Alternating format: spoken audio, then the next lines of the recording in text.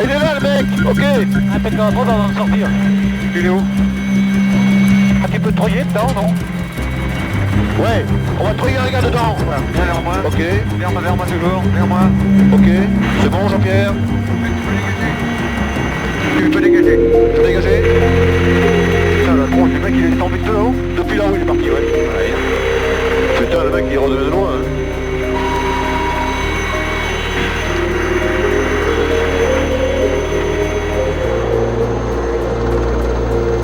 C'est un travail à deux, presque une vie de couple. Dans les hélicoptères du secours en montagne, le pilote et le mécanicien de bord sont indissociables.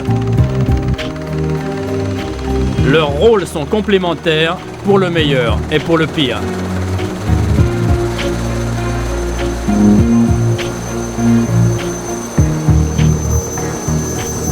Un alignement décollage 04, 22 correction pour Champs-Rousse. Aérodrome du Versou, près de Grenoble. Ce matin, l'équipage de la sécurité civile embarque 2 gendarmes de haute montagne, direction le massif de Beldon, pour un exercice de treuillage. Il faut constamment se remettre en question et entretenir les bons réflexes.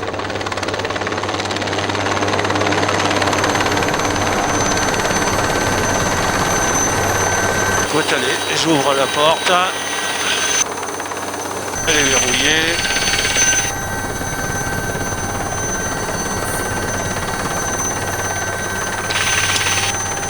Ok, je baisse la trappe. Voilà, ok. Ok, en puissance, c'est bon. Si ça dégage, ça sera par la droite. Ok, c'est bon. Oui. Chacun a sa part de travail, mais chacun travaille avec l'autre et tout est imbriqué en fait. Ok, j'envoie. Hein. Allez, c'est parti. C'est parti. Ok, tu me guides pour qu'on aille le mettre au même. D'accord, tu veux le mettre où? Sur le bord de la passerelle là? Oui. Ok, d'accord, ben avance encore si tu peux. Il n'y a pas de mauvais pilotes, ils sont tous très bons et on a tous confiance quand on est pendu au bout du câble.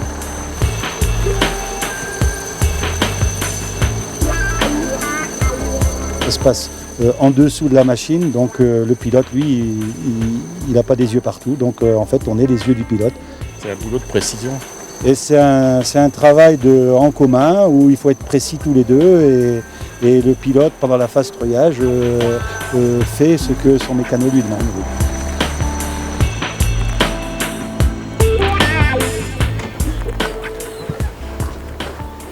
Ah, quand même. Bon bah c'est un gars qui a disparu en mi-journée, il était avec ses copains et il les a quittés d'un seul coup, ils n'ont pas très bien compris ce qui s'est passé. Il est à ski? Ouais, il est à ski et... D'accord. De toute façon là, avec l'éclairage et la lune qu'on a en ce moment, il ne devrait pas y avoir de soucis pour régler le problème. Hein. D'accord. C'est quand même favorable. Quoi. Bon, ben on y va. Hein. Ok, allez, c'est parti.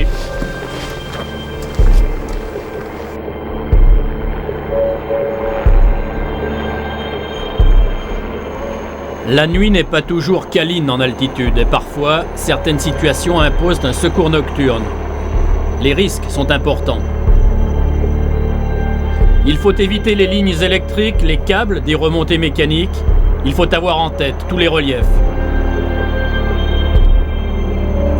Là aussi, la décision d'intervenir se prend à deux.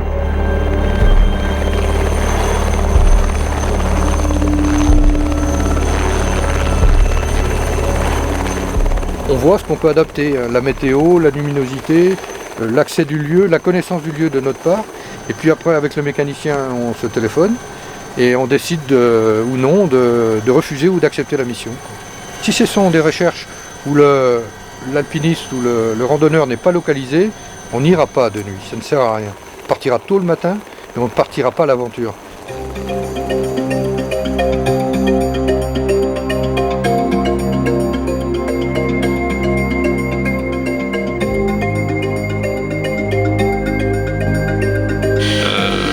Tendance à penser qu'on travaille toujours en équipe identique, c'est-à-dire toujours le même pilote, le même mécano, alors qu'en fait non, parce que déjà ce ne serait pas gérable au niveau de l'emploi, et ensuite ça créerait des habitudes qui seraient dangereuses pour le travail lui-même, quoi.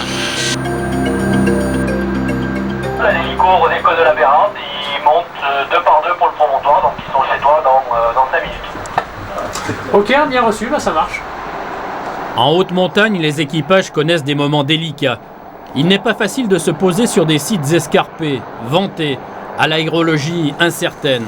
Quant aux plateformes très étroites de certains refuges, elles demandent un atterrissage au millimètre.